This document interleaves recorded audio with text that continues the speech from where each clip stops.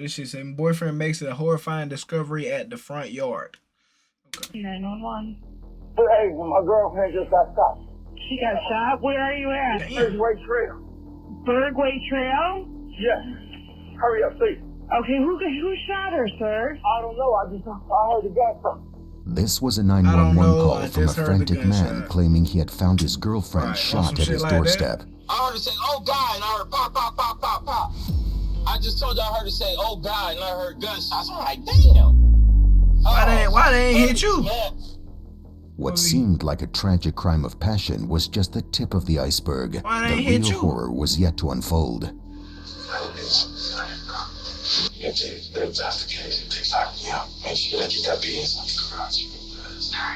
Behind twisted lies and buried secrets, a queue of suspects began to form, but the truth still had to be unearthed. Wait, hold on, what's going on? I promise you I'm not dead.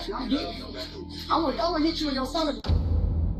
Wait, hold on, what's going on? After receiving the chilling 911 call on January 13th, 2017, Warren, Michigan police rushed to the condominium where Jim Terrell Lackner reported his girlfriend, July Johnson, had been shot, unaware they were about to unravel a case far darker than it first appeared. The only information we're getting is that she is male in the house for a gunshot. Not sure if somebody shot her or if she shot herself. She is breathing.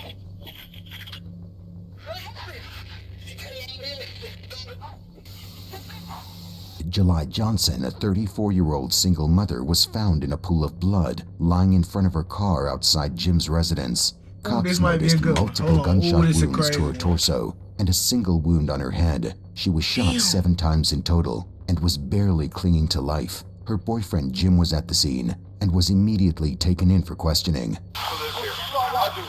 Detectives scanned the scene and found several shell casings on the ground, with blood splattered everywhere. A white truck registered to Jim Terrell was parked nearby, drawing immediate interest. While searching the scene, detectives discovered that July's boyfriend Jim had a curious criminal record and had previously served time in federal prison for narcotics. His criminal record and troubled past immediately positioned him as the primary suspect. The detectives approached Jim with heavy heart. I would have thought it would have been on some hit shit if he was trying to get that gone. He probably had somebody do it on some shit.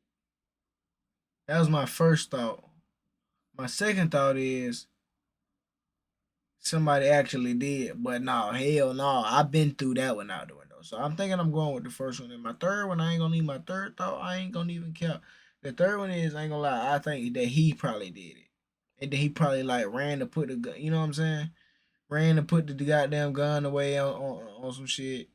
You know what I'm saying? And then he called on some shit like that. And informed him that July but that's had just, passed you away. know, Oh, mysteries. God, pop, pop, pop, pop, pop.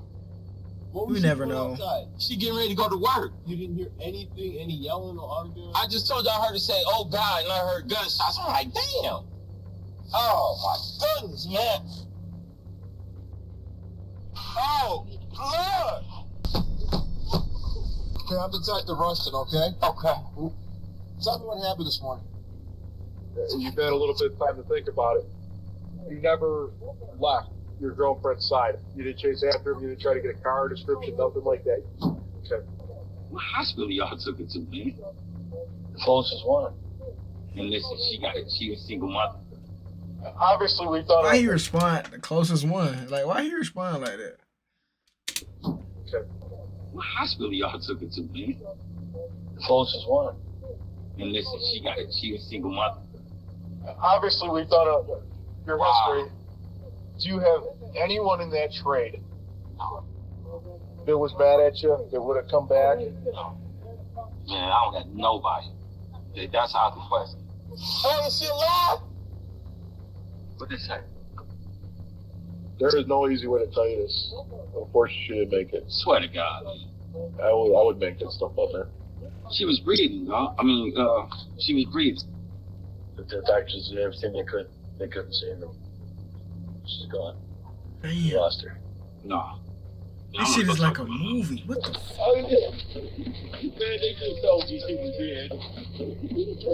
Jim said July was getting ready for work when he suddenly heard her scream, followed by gunshots. When he rushed to the door, he spotted someone in a hooded sweatshirt running away. July was still alive then, giving him hope, but her death hit him hard. Still, detectives stayed sharp, keeping Jim firmly in their sights as the prime suspect, while locking down the crime scene to catch every vital clue. As detectives searched the house, they uncovered some odd details. 7 cell phones were found. Strange, since only Jim and July lived there. Even more surprising was the large amount of cash scattered everywhere in cardboard boxes, envelopes, drawers, and a hockey bag packed full. It took hours to transport and count, and the total turned out to be over $522,000. Though Jim owned a car wash business, which might explain some cash flow, the source of such a large amount remained unclear, pushing detectives to dig deeper. As the investigation team followed each lead carefully, they decided to search the area where Jim said the suspect had run towards. What they discovered just beyond the front yard would cast serious doubts on Jim's entire story.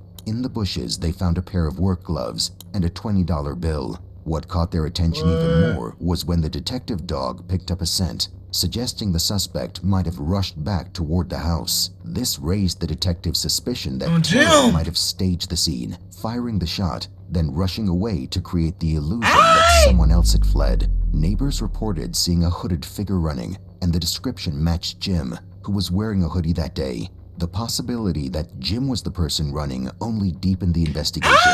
Jim cooperated fully with investigators and showed no resistance, agreeing to be questioned the next day. While Jim hired his attorney, detectives spoke to July's relatives. Most spoke well of their relationship, except one, Julius Fry, who suspected Jim might be involved in the shooting. Shit. If you at the door and you see your wife or your lady get in her car and you see somebody run up or whatever, what's your first reaction go do? So you're gonna run right after. Period. As Jim arrived for questioning, detectives wasted no time and interrogated him immediately for the truth. I want to run through just a little bit of details to make sure I have what we talked about yesterday. So they had a hoodie on, a dark blue, a dark black hoodie, and dark blue and black pants. They probably was about no more than 5'9", I want to say 5'7", and they was a small frame. During the interview, detectives discovered something unusual in Jim's white truck. Meanwhile, Jim requested to have his sister present, which seemed harmless at first, but as time passed, the situation began to take an unsettling turn. Listen, give him 5 more minutes. The commissioner came in, he's got to give him a briefing. 5 minutes. Can my sister come in here? Sit with you? Yeah.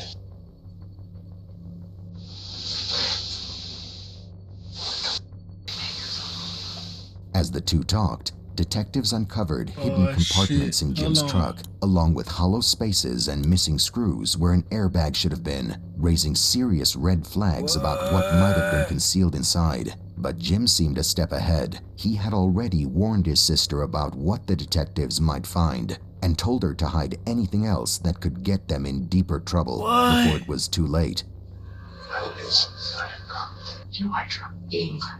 If that's the case, it takes time. Yeah, make sure that you got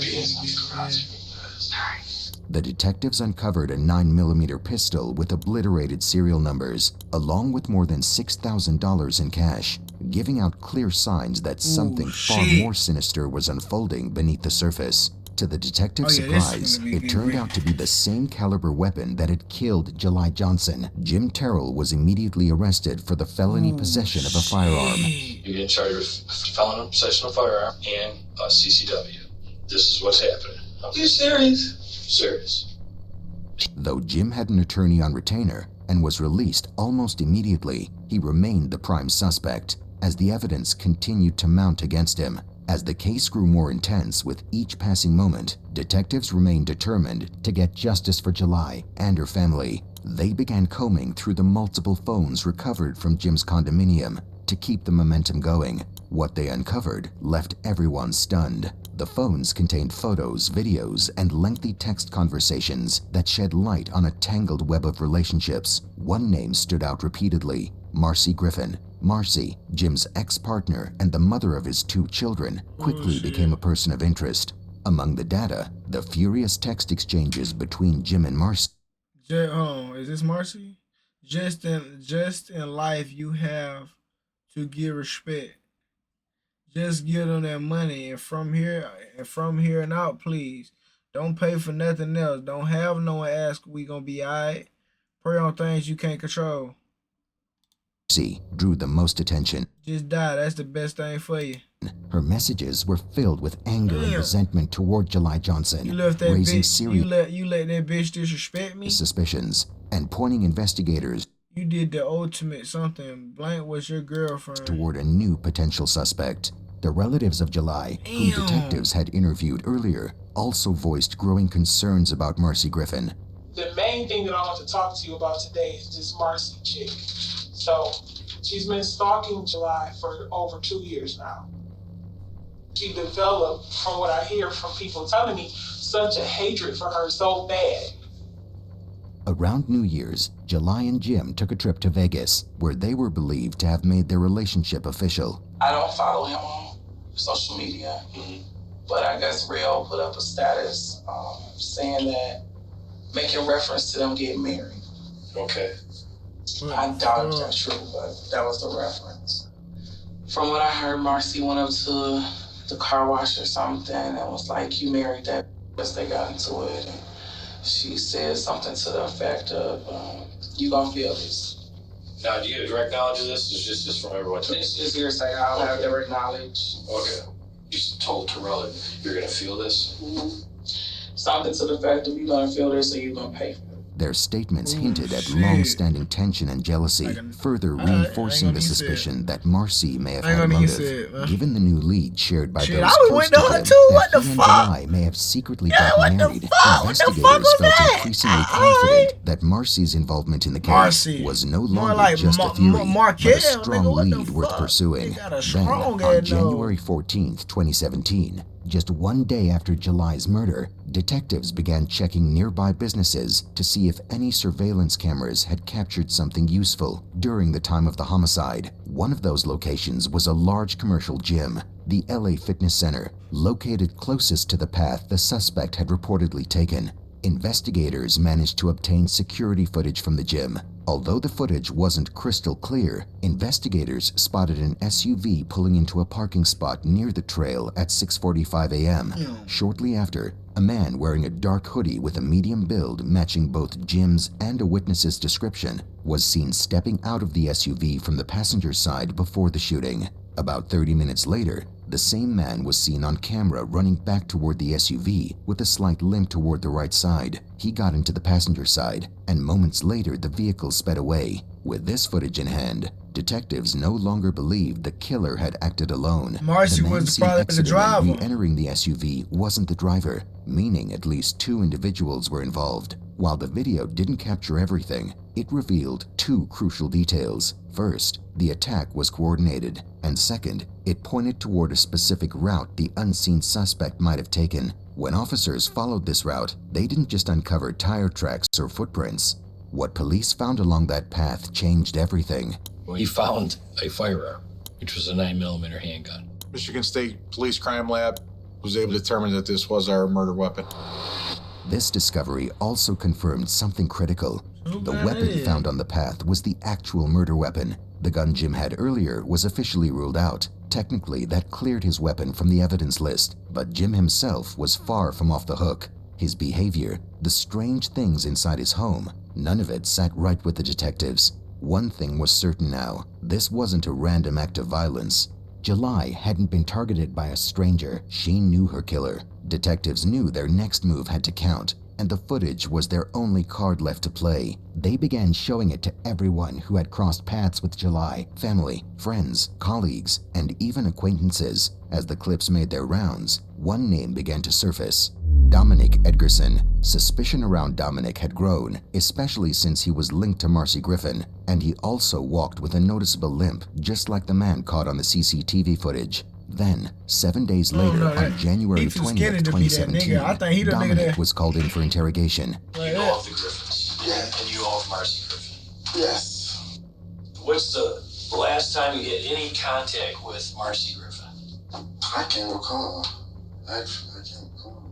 Give me a ballpark. Is it 1 day ago? No, I haven't seen her in years. Years? Years. Okay, so you're saying you've had no contact with Marcy in years? Yes. None whatsoever? None whatsoever. Although Dominic denied ever speaking to Marcy, the way he detectives weren't saying that, convinced. What it's mattered now you know what I'm was his saying? timeline of what he was doing when July was them murdered. phones. He claimed he was with his girlfriend, See them Charlene phone Smith. records, all that. They need to see the We went back warrant for to your phone, all her that. house. Where did you stay the night? Yes, I stayed there that night. You went to bed around 12, 1 o'clock? Yes. I'm going to switch gears here. I'm going to tell you what we're really looking into. And we're part of the Major Crimes Unit, Violent Crimes Task Force. Yeah. And there's a more serious issue here. And we're looking into palm sweating, ain't it? Okay. Through our investigation, talking to some people, they're pointing a finger at you. That's incorrect. Okay. And that's why I'm concerned with this timeline difference. Okay. Detectives raised concerns about timeline discrepancies because while Dominic was being interviewed, his girlfriend Charlene Smith was in a separate room, offering conflicting accounts of his whereabouts. Do you remember the night of the 12th, which was Thursday? Did he stay the night with you? Yes. Or did he stay at your mom's house? My mom's. What time did everyone go to bed that night? Well, I went upstairs. You see how he fucked her up? He fucked her up crazy. He gave her 2 options. But you see how he gave her the second option right when she was finna pick her primary option? What time did everyone go to bed? Thursday. Did he stay the night with you? Yes. Or did he stay at your mom's? See, look, you see how he hit her with that? Yes, boom, and then he hit her with another one. You see what I'm saying? Accounts of his whereabouts. Hey, lock his ass up. You going to Did he stay the night with you? You going to Yes. Or did he stay at your mom's house? My mom's. What time did everyone go to bed that night? Well, I went upstairs and he went upstairs with me about 11. However, her account would change after cops revealed a crucial detail they hadn't told her earlier. I'm going to be honest with you at this point. We're not here doing interviews concerning B&E. We're doing a homicide investigation. Oh my God, who died? I was trying to lie for him for his probation, but I can tell you for a fact he's always at my address. Okay. For that. So that's what we want. That's what's going on. Yeah. I was just trying to lie so he won't get in trouble for being at my house sometimes, with his daughter. I told you I'm not the bedroom police. I could care less. After the interview, detectives collected a DNA swab from Dominic for further analysis. But just as the process wrapped up, they received a call from his probation officers informing them that Dominic had violated the terms of his probation. That's when he was officially taken into custody, not for the murder, but for the violation. Still, this gave detectives something they desperately needed: time. With Dominic behind bars, they began closely monitoring his jail calls. Hello? Yeah, they still questioning you about that damn homicide? Yeah. Well, they put me in the back room. They said something about a murder. I think they can set me up. I don't understand what's going on. They not doing something right. They're wasting their time asking you about why the real murder probably somewhere in California now. You told them to come to my house. That's the fuck I need to find out. I know. I'm still thinking about that. In the recorded calls, Dominic sounded genuinely shocked to hear that he was a homicide suspect. But whether that shock was real or just an act, knowing the police were listening, remained a lingering question. At that point, the only piece of evidence that could definitely place him at the scene was the DNA swab. Then came the results from the Michigan State Crime Lab. Despite everything that made Dominic look suspicious, his DNA was not a match. With no solid leads left, detectives continued their forensic analysis, digging through the phones of everyone who had been brought in during the investigation. That's when they stumbled upon something unexpected, a video that would change everything. I located a video file that depicted Marcy Griffin and Latner having an argument at Mr. Latner's car wash. I don't know what real did down here. Listen, who cares? What's the secret? I love him. Hey, if I got married, you hey, dog. You scary? You scary? You scary? Y'all remember this conversation? I promise you on my daddy, I'm getting you. I'm gonna go and hit you in your stomach with this. Marcy was yelling at someone, and it wasn't just anyone. It was Jim, her ex-boyfriend. The reason was strange. Marcy had just found out that Jim had gotten married to July Johnson. That same week, Marcy was called in for questioning. and her responses would either bring clarity or raise even more questions. Just real quick, so I know we're talking to the right person. You are Marcy Griffin? I am. Okay, Marcy, do you have any idea why we're here to talk to you today? I do, but I have an attorney. Because every time something happens to him, it comes to me. Okay. And It's been going on, just not the first time something happened with us. you're talking about Terrell? Jim Terrell. She remained calm and appeared well prepared as the detectives spoke with her lawyers through a phone conference. If she's a suspect, then I'm not going to let her say anything anyway. She's a suspect. Right now, she's a material witness. I mean, if she's going to be a suspect, I suppose that would depend on her involvement, if there is any. I don't trust you to tell me if she's a suspect, though. If she's a suspect, then she's going to exercise her right to make that. Okay. At this point, detectives couldn't do much, but deep down, they knew she was connected somehow. After the interview, police seized her phone, and what they found inside only deepened the suspicion. Shit. When we looked at Marcy's phone, we discovered her phone had been erased on January 13th, the day of the shooting. Despite the phone being erased, we can still see who she's communicating with based on the record from the cell service provider. So she had to be the driver. One phone number stood out. Someone who had been in constant contact with Marcy on the day of the homicide. Jim. In fact, the last message she received on the night of January 12th and the first one the following morning came from the same number. That discovery was enough to push detectives to obtain a search warrant for the phones linked to that number. Probably a quarter mile of where the homicide had taken place. We also noticed that that phone was turned off just prior to the homicide and turned back on just after the homicide. The identity of the person on the other end of the phone was still unknown, but detectives discovered it was registered under a shell company name.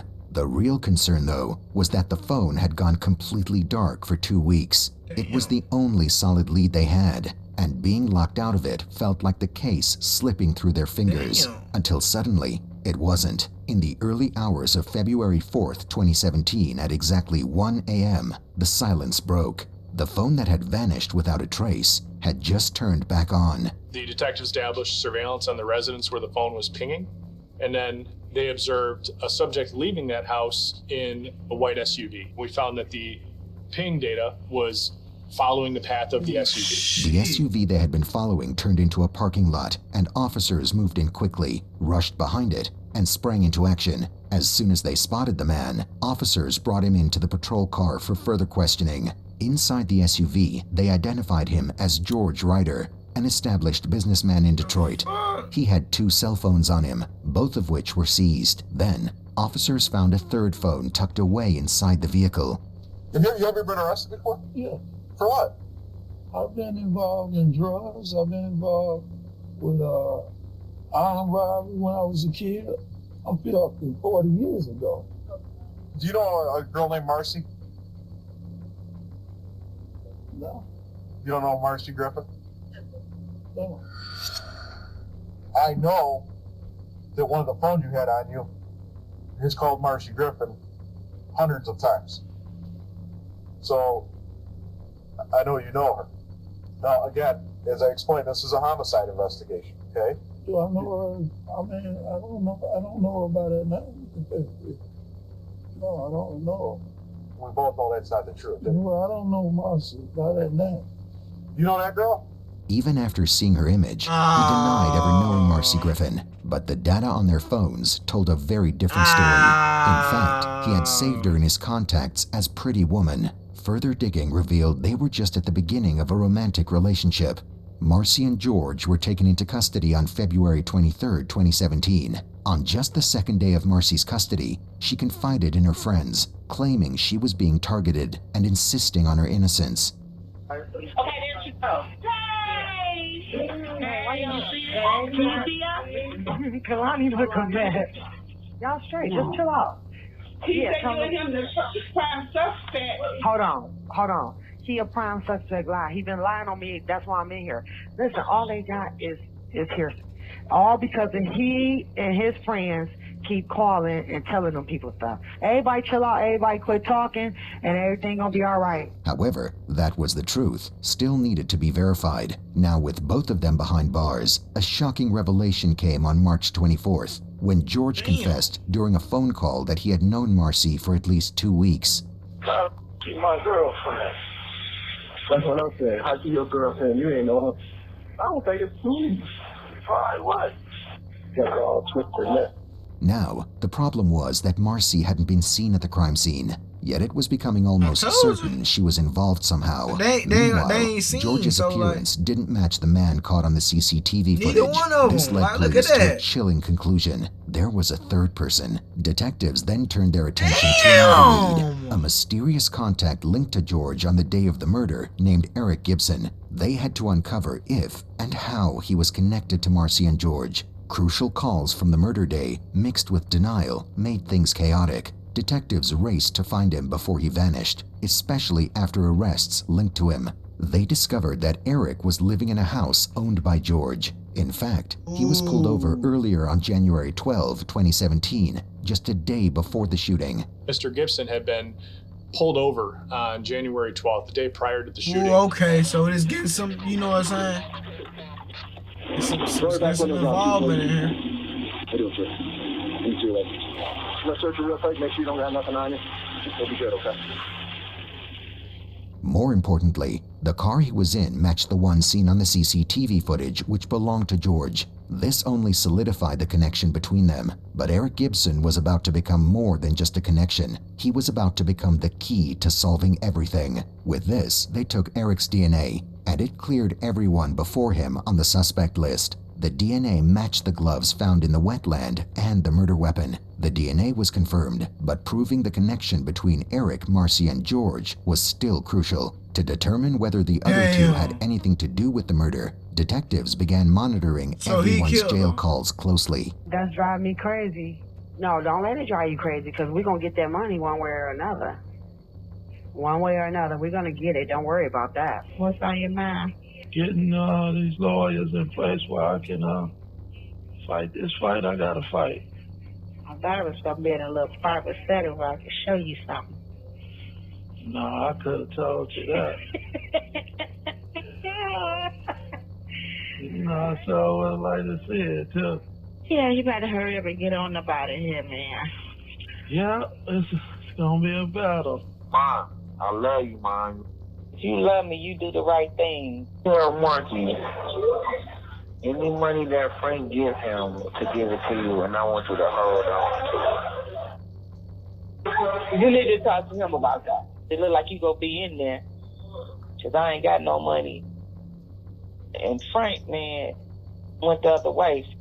So you already see how that lands. The calls were alarming, to say the least, and none of them showed even a hint of remorse for what had happened. But one crucial detail did emerge. The man Eric kept referring to as Frank was actually George. It was a code name used to mark his identity. This tied the two men even closer. As time went on, the three began to unravel in their own ways during the calls. Take me off your phone. I don't even have my location on, though. They can turn it wherever they want to. But the thing is, I'm trying to figure out what. Oh, I asked him when he get here, because I'm trying to figure out what they got. Just ask him when he gets here. Yeah. He said, when you talk to your friends, you know, talk about anything. Do not discuss the case. Do not sign nothing. Don't write nothing. Don't do nothing. Okay.